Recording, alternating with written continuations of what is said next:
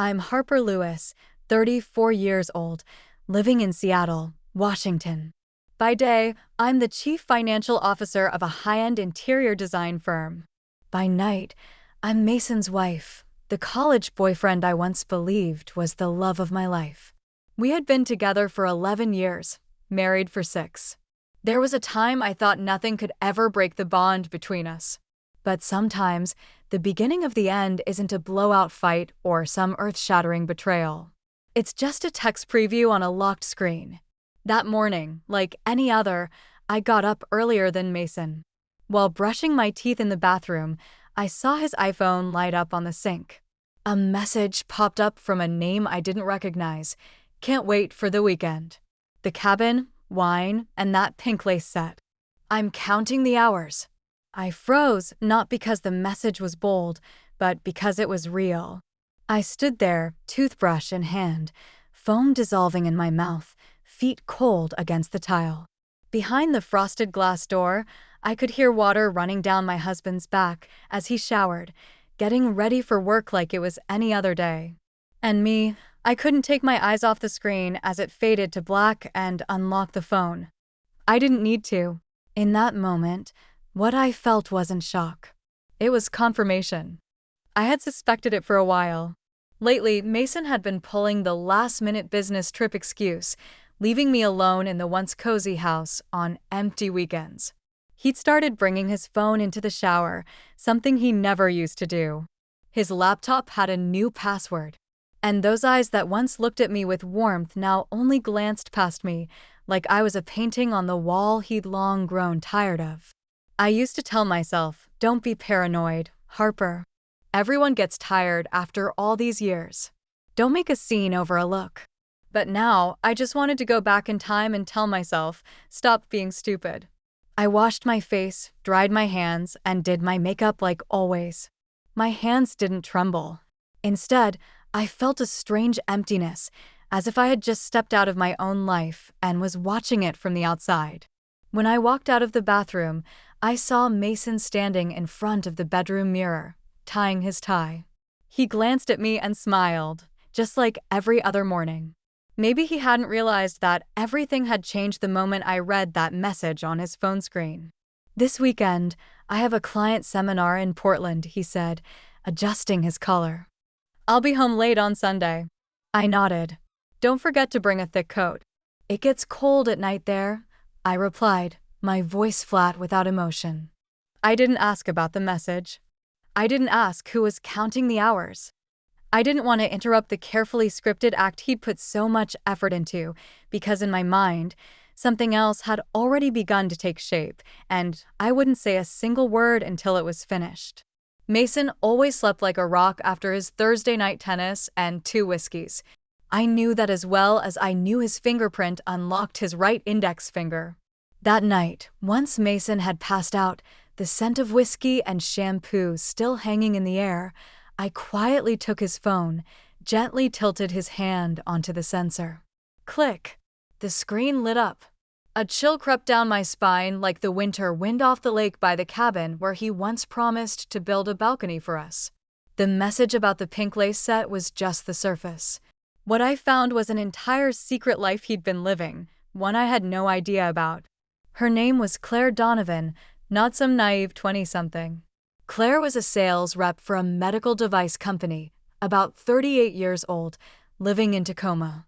She had sharp wit, experience, and, more importantly, she was married.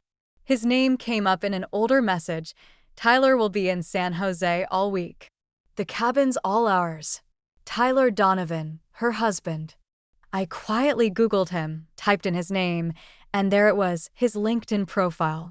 Tyler Donovan, 41 years old, high-end residential architect specializing in sustainable spaces with his own firm in Bellevue. His profile picture showed a tall man, light stubble, and a tired but kind smile. I didn't sleep that night. Each message felt like a blade slicing through old memories. Every time Mason said he was going to a training in Portland. Every night, I sat alone reviewing files with only the dishwasher humming in the background. The next morning, I sat in front of my computer, writing and rewriting a message at least 15 times before finally sending it. Hi Tyler, this is Harper Lewis. I believe my husband Mason Lewis and your wife Claire Donovan are having an affair. If you're open to a conversation, I can share evidence. My number is 206-557-3210. My palms were soaked with sweat the moment I hit send. 3 hours later, my phone rang. His voice was deep and strangely calm, but there was a subtle tremor beneath it. Is this some kind of joke? I wish it were, I replied, my throat dry. I have texts, photos, and their weekend plans at the Chalin Lake cabin. A pause. What do you want to do? He asked after a long silence. I gripped the phone tighter, then spoke slowly. Would you want to meet them there with me before they uncork the wine or take off their coats? Tyler didn't answer right away, then finally, a long breath. Okay, let's meet first. I want to see what you know.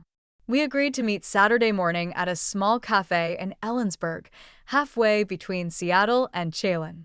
I arrived early, sitting in a corner booth facing the parking lot, and it took just one heartbeat to recognize Tyler when he walked in. Tall frame, light brown coat, and a stride that carried the weight of winter behind it. He sat down without small talk. I placed my phone on the table, opened the message thread between Mason and Claire, and handed it to him. With every swipe of the screen, I saw his hand tighten. When he reached the photo Claire had sent, her toes on the hardwood floor of the cabin, a floor he instantly recognized as his own design, he leaned back, eyes shut. I thought it was just work, just distance, he murmured. She never wanted to see a counselor. Now I know why. After nearly an hour of conversation, Tyler said, I still have a spare key to the cabin. Claire doesn't know I kept it. I nodded. Mason thinks I'm on a business trip in Spokane this weekend. He has no idea I'm anywhere near here. Then we'll get there first, he said, looking directly at me. But no yelling, no drama. Just let them see us. And the truth. I tightened my grip on the coffee mug and nodded. The plan came together from the shattered pieces inside both of us, the betrayed. No shouting, no chasing, just a presence timed perfectly, like a mirror held up to the lies they'd tried so hard to hide. We agreed to meet again Sunday morning at the cabin. They were scheduled to arrive at 6 p.m. By 10 a.m. Sunday, I was pulling up to the wooden cabin nestled among pine trees along Lake Chalin. The air was cold, but there was no snow. Everything felt clearer in this crisp morning light. The truth, the pain, and the plan we were about to carry out. Tyler was already there. His silver car sat dusted with pollen near the steps. He was inside, holding a mug of hot coffee, eyes fixed on the still water of the lake. When I walked in, he nodded, a simple, familiar gesture as if we weren't strangers bound by betrayal. Did you sleep? He asked, his voice low and soft. I'm not sure. Maybe I closed my eyes for a few hours, I replied, setting my bag down on the wooden chair. You? No, but I'm used to sleepless nights. Architects work best in silence. We sat quietly for several minutes. Not awkward, just two people quietly sorting through the wreckage inside. Then I spoke. The last time I was in this cabin was 3 years ago. Mason and I came here after one of his long business trips. This is where I lost our first baby. Tyler looked over at me, his eyes softened. Claire wanted kids, too. But after 2 failed tests, she stopped bringing it up. I thought it was the grief. Turns out she had other distractions. We didn't cry. There was only the steady hum of the electric heater and a wind brushing past the trees. Do you think we're going too far? I asked, though I already knew the answer. No, Tyler said. If this were revenge, maybe. But this is about bringing them face to face with reality. I nodded like an unexpected group therapy session.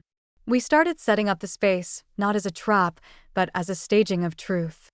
I wiped down the long wooden table in the living room where Claire and Mason often sat planning their so-called work weekends. Tyler brought in a bottle of red wine from his car, Claire's favorite. I set out 4 crystal glasses, the kind Mason always packed as part of his arrogant, refined taste ritual.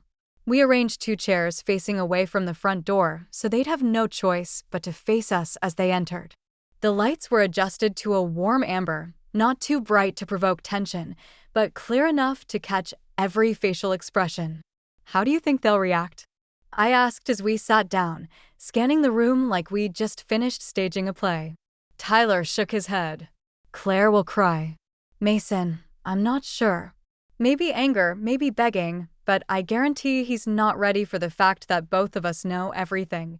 We spent the rest of the afternoon talking about ourselves, not just as the betrayed, but as people stripped down behind the armor that heartbreak had forced us to wear. I told Tyler about all the times Mason skipped family gatherings, claiming client emergencies, about the Uber receipts I'd seen that originated from a residential neighborhood 40 minutes away from his office, and how I'd once convinced myself he just stopped at a bar with friends. Tyler shared how he once caught Claire smiling to herself while texting, only to snap her phone shut the moment he walked in. I knew something was off, he said. But I chose to trust her until you messaged me. Outside, the sky turned gray. The clock read 4:12 p.m., less than 2 hours, I said, adjusting the last glass. Are you scared? Tyler asked. I'm not afraid of the truth, I replied. I'm only afraid I might forgive the unforgivable. He looked at me for a moment, then nodded. I'll remember that. We stepped out onto the porch, standing together as the stillness of the lake made time feel like it had stopped. 5:57 p.m. The air inside the cabin was tight, strung like a wire ready to snap. Tyler and I sat silently in the living room, facing the entrance. 2 wine glasses rested on the table beside the bottle of Red Claire once called the only thing that makes a weekend feel special. On the armchair across from us sat a thick envelope filled with everything we needed: printed messages, screenshots, credit card statements, and a voice recording of Mason's assistant casually confirming Mason doesn't have any meeting in Portland. We heard the crunch of tires on gravel in the distance. Tyler looked at me. I said nothing, just nodded. A black SUV pulled up to the steps. Mason stepped out first, leather jacket on, holding a suitcase and a gift bag. Claire followed, carrying a bouquet of pale pink tulips. They were laughing, carefree, as if arriving at some kind of honeymoon retreat. The door opened. Claire entered first, her smile freezing instantly. Mason bumped into her back, then looked up, just in time for our eyes to meet. Mason dropped the gift bag. Inside was a bottle of champagne. It rolled across the hardwood floor and shattered. The strong smell of alcohol filled the room. Claire's mouth fell open.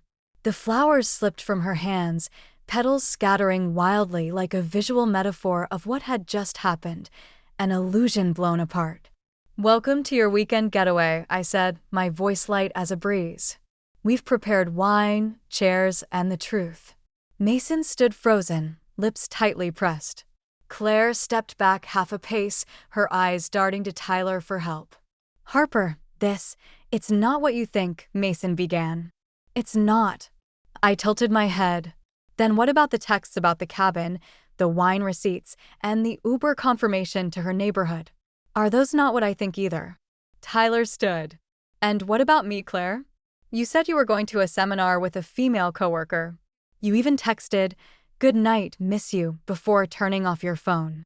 Was I imagining that, too? Claire broke down, covering her face. Tyler, please don't. No, he said, his voice steely. Don't what? Don't stand here and face you? Don't hear the truth?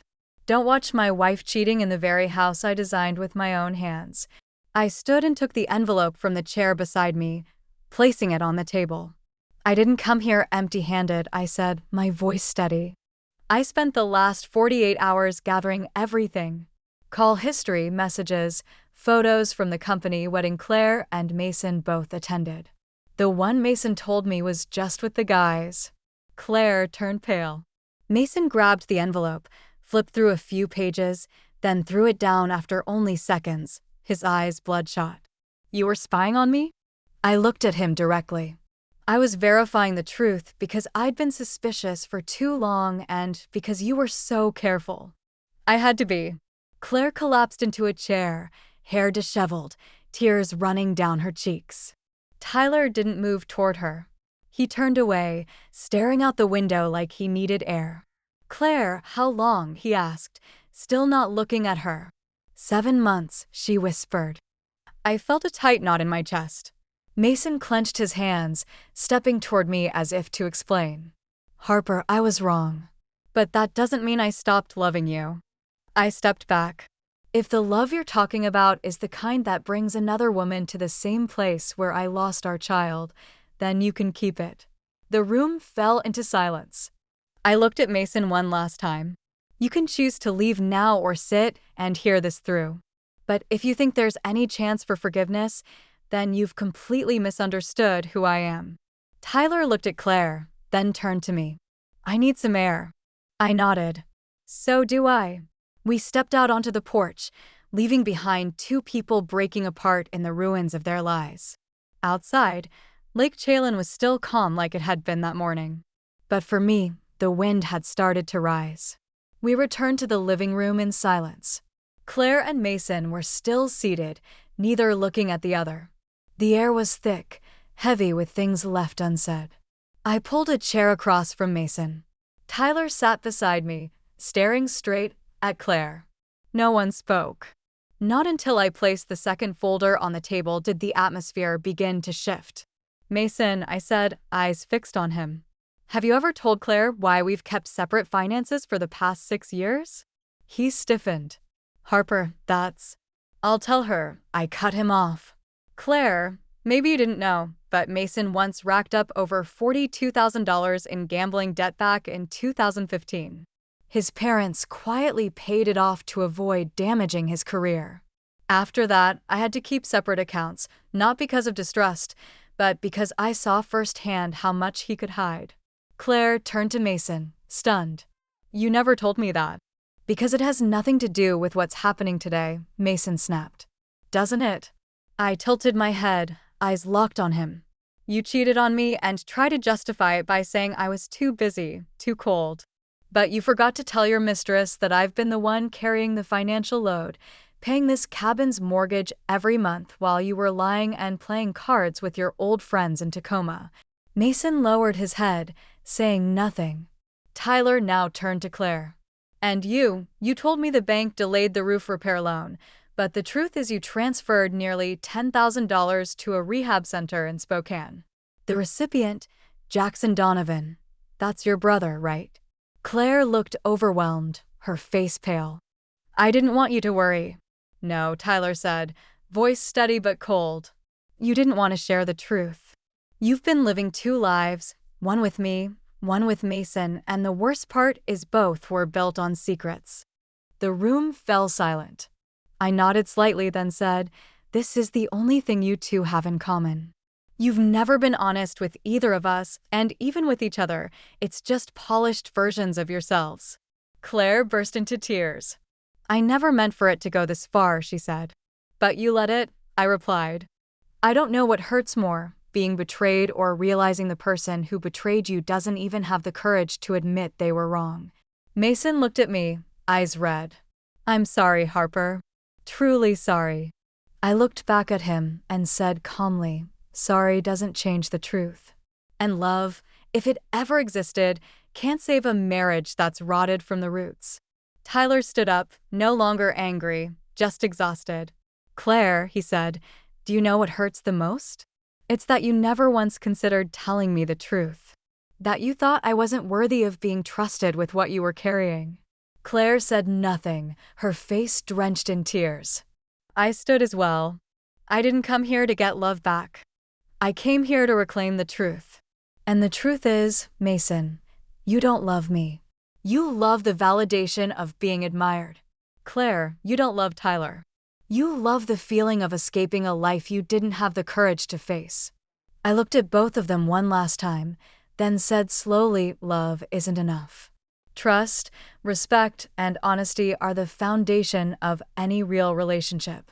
Without those, love is just a beautiful illusion." Just as I finished, Claire suddenly stood, her hand gripping the edge of the chair. Her eyes were red, not just with shame, but something else, a mix of fear and confusion. "There's something I haven't said," she said, voice shaking. Tyler turned to her, brow furrowed again. Claire swallowed hard, her eyes briefly flicking to Mason, then landing on me. I am pregnant." The living room went completely still. The ticking of the wooden wall clock echoed loudly, each second slicing through the air. Mason jumped up. "What? What did you say?" Claire nodded, lips trembling. "I know it's not the right time, but I found out just last week. I was going to tell Mason this weekend at the cabin, but—" Tyler stood frozen, his voice barely above a whisper. "Is the baby mine?" Claire turned to him, eyes glistening. "Yes, I'm sure. Mason and I always use protection." I went numb.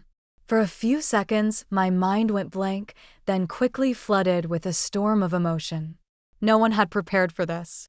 No one expected that a confrontation would be overturned by the arrival of an unborn life. Mason stared at Claire, wide-eyed. "You're saying you're pregnant with his child?" "Don't call him his," Claire snapped, showing the first hint of composure since she entered. "I was wrong to cheat, but at least I never lied to you about how I felt." Tyler turned away, fists clenched. I looked at Mason. He couldn't speak. His furious expression shifted to something unrecognizable: shock, humiliation, or just complete emptiness. I took a deep breath and stood. "Looks like we've all had enough for today," I said, my eyes still locked on Mason. "And since everything is out in the open, I won't drag this out." I opened my bag and pulled out a small folder, placing it on the table next to him. "This is the divorce petition and all the financial documentation I've prepared. I've transferred our joint assets into a separate account legally. Everything's been verified by my attorney. I have nothing to hide." Mason still didn't respond. "You can review it or refuse to sign it right now, but I'm not changing my decision." Claire sat back down, instinctively holding her stomach. Tyler turned to her, voice low but controlled. "I'll need time to process all of this, but if you're keeping the baby, I'll take responsibility. The child isn't at fault." Claire nodded, choking back tears. "I know, and thank you for still being able to say that." I looked at them both, then turned to Mason. "I don't know if you still have something to say, but if you do, now's the time." He raised his head, eyes red and weary. "Harper, all of this, it's not worth ending everything over. We had so many good things." "You're right," I nodded. "We had so many good things.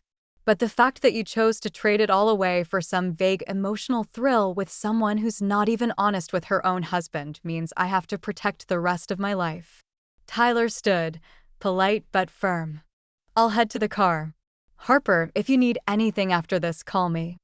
I think we still have a few conversations left to finish." I nodded, grateful for his calm presence. Claire stepped toward me, hesitant. "I know I have no right to apologize, but I truly never thought it would go this far." I looked directly at her, my eyes no longer angry, just clear. The most dangerous people aren't the obviously bad ones. They're the ones who keep telling themselves they're good, even while they're lying. She froze for a moment, then turned away. I picked up the folder, pulled a pen from my coat pocket, and signed the bottom left corner of each page. When I put the pen down, I felt lighter than I had in years, lighter because I no longer had to hold together a marriage that had already rotted, lighter because I no longer had to pretend to trust someone who didn't deserve it.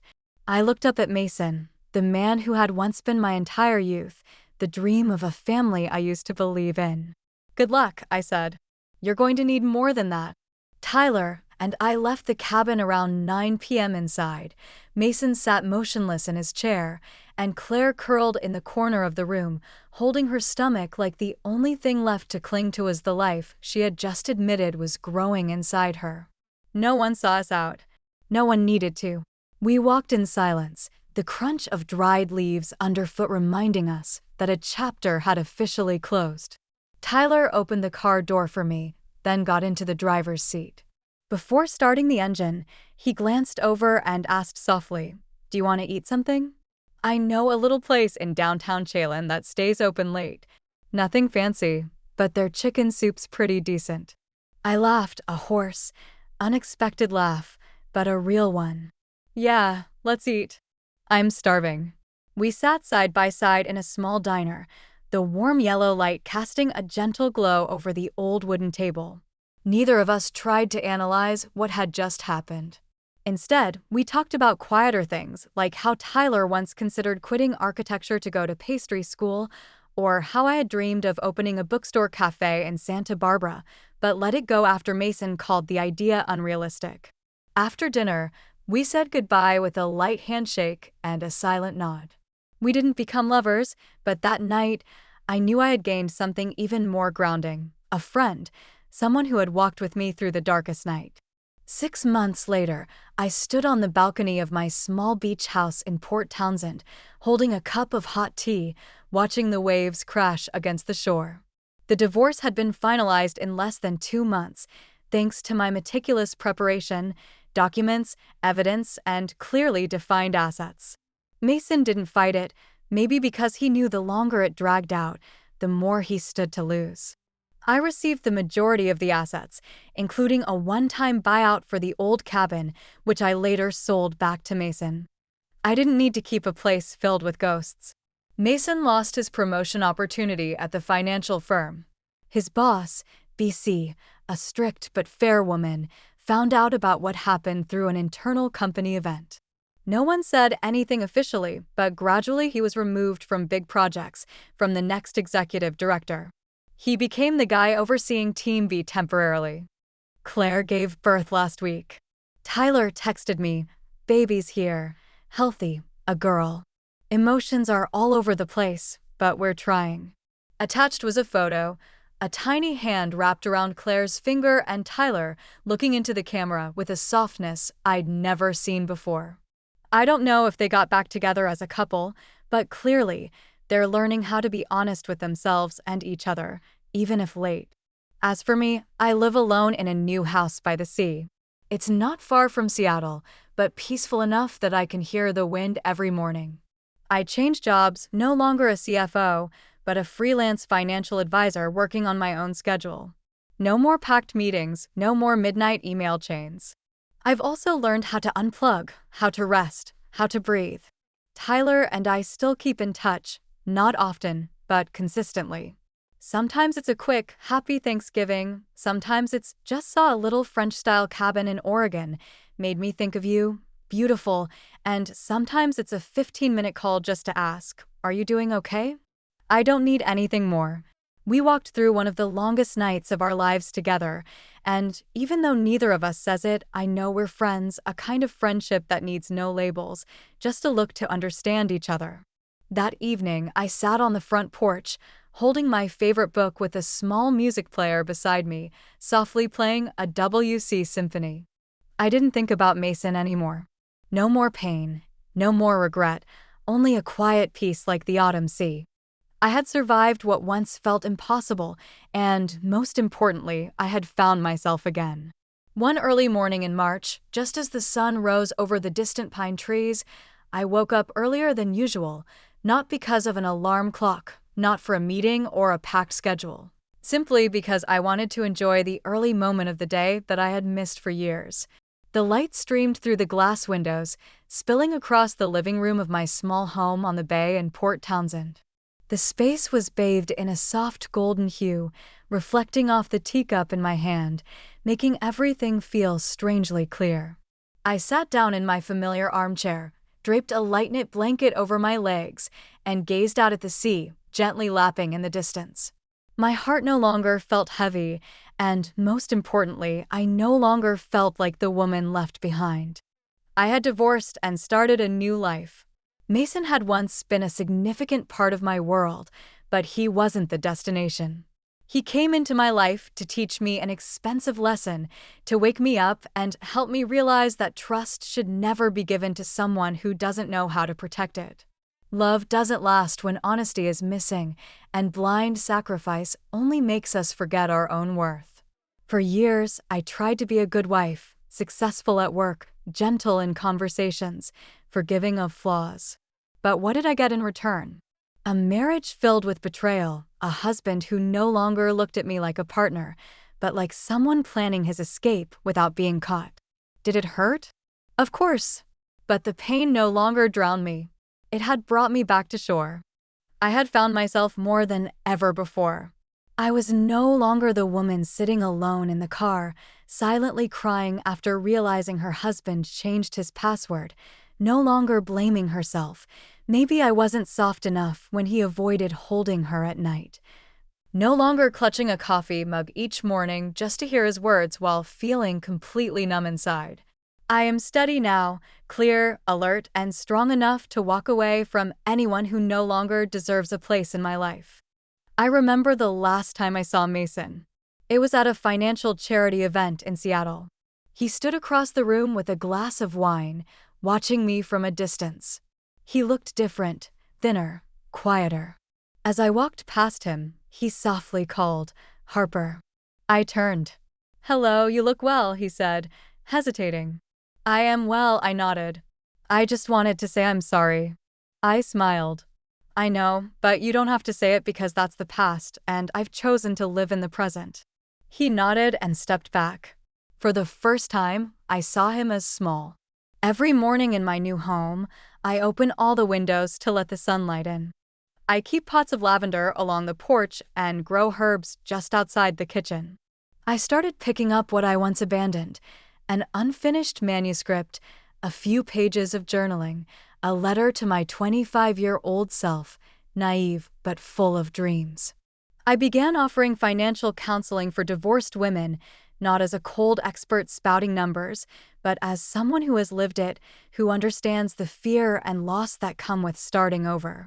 They trust me, and I know why, because I don't just speak with reason, but with a heart that's been broken and carefully rebuilt. Tyler still keeps in touch. These days, he's busy with his baby, but once in a while, he sends a message. "Nora rolled over today. Her smile looks just like Claire's." I'm happy for them, not because they erased the pain, but because they learned how to face it and heal together.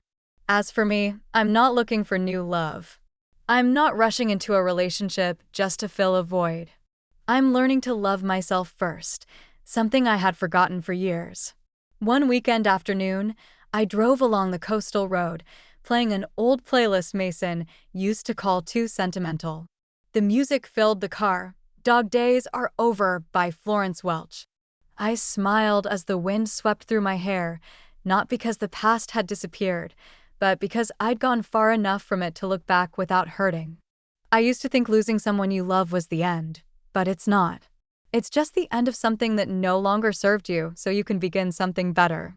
And if someone were to ask me now, "Harper, do you regret anything?" I would answer without hesitation, "I don't." Because some people come into our lives not to stay, but to teach us how to leave at the right time. My story isn't a tragedy. It's a journey of rebirth. From a betrayed wife, I've learned to stand back up, to heal, and to love myself again. I no longer resent the past nor seek revenge. Instead, I choose peace and a life I own. Every morning in my new home is a reminder. Sometimes loss clears the way for something better. And I'm grateful I had the courage to walk away when it mattered most. What do you think of Harper's journey? If it were you, would you forgive or walk away like she did? Share your thoughts below, and don't forget to follow the channel for more meaningful stories about love, family, and resilience. Harper's journey is a powerful testament to resilience and self-discovery. She faced betrayal head-on, not with rage, but with clarity and purpose, choosing to reclaim her truth and rebuild her life on her own terms. Her story resonates with strength, showing that sometimes walking away is the ultimate act of self-respect. The friendship she formed with Tyler, born from shared pain, adds a layer of quiet support that underscores the importance of connection in healing. If it were me, I'd lean toward walking away, as Harper did. Forgiveness doesn't always mean reconciliation, especially when trust is shattered beyond repair. Love without honesty and respect is hollow, and Harper's choice to prioritize her own worth over a broken marriage feels right. Staying would risk dimming her light, and she'd already spent too long in the shadows of Mason's lies. What about you? Would you forgive and try to rebuild, or walk away to start anew?